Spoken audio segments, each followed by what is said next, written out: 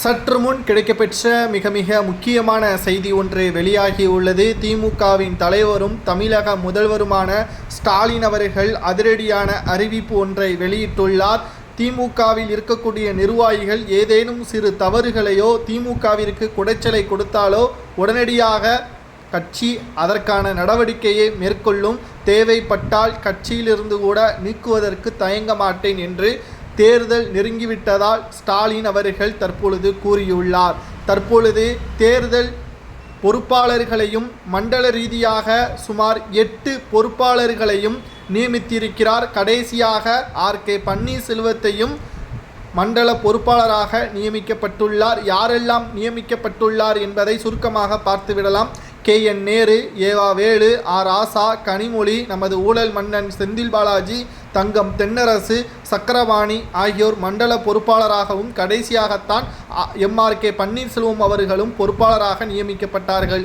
இதில் செந்தில் பாலாஜி அவர்கள் எப்போ வேண்டுமானாலும் கைது செய்யப்படலாம். ஆகையால் அவருக்கு பதிலாக வேறொருவரும் இதில் சேரலாம் என்ற தகவல் வெளியாகியுள்ளது. அந்த இடத்தில் யார் வரலாம் என்று இப்பொழுதே நாம் கூறுகிறோம். செந்தில் பாலாஜியை தொடர்ந்து அந்த இடத்தில் பொன்முடி அவர்கள் வருவதற்கு அதிக வாய்ப்புகள் இருக்கிறது. இதனால் செந்தில் பாலாஜி அவர்களுக்கு 4 மாவட்டங்கள் ஒதுக்கீடு செய்யப்பட்டிருக்கிறது. மேலும் தற்பொழுது திமுகவிற்கு குடைச்சலாக இருக்கக்கூடிய தொகுதிகள் 2. ஒன்று திருநெல்வேலி, மற்றொன்று திமுகவின் கூட்டணியான தமிழக வாழ்வுரிமை கட்சியின் தலைவர் வேல்முருகன் அவர்கள் அந்த தொகுதிக்கு மீண்டும் ஒதுக்கீடு செய்யக்கூடாது, அவருக்கு ஆதரவாக நாங்கள் தேர்தல் பிரச்சாரங்களையோ களப்பணிகளையோ செய்ய மாட்டோம் என்று கூறி வருகிறார்கள். இதனால் ஸ்டாலின் அவர்கள் ஒரே போடாக போட்டுவிட்டார்.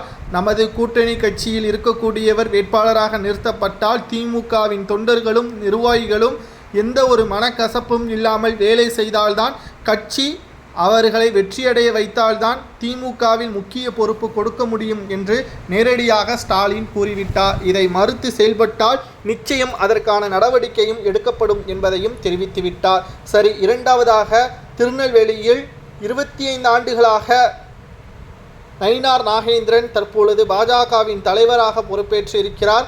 அவருடன் பல்வேறு திமுகவின் நிர்வாகிகள் ரகசிய பேச்சுவார்த்தை நடத்தி வருவதாகவும் அவர்கள் கொடுக்கின்ற பணத்தை பெற்றுக்கொண்டு திமுகவிற்கே கருப்பு ஆடாக செயல்படுவதாகவும் கனிமொழியிடம் பல்வேறு நபர்கள் புகார்களை தெரிவித்திருக்கிறார்கள். இதனால் திருநெல்வேலியில் கோட்டை விட்டுவிட்டால் நிச்சயம் திமுக வெற்றி அடைவது கடினம். ஏனென்றால் 4 முனை போட்டி. இதனால் ஸ்டாலின் அவர்களுக்கு தலைவலியாக மாறிவிட்டது.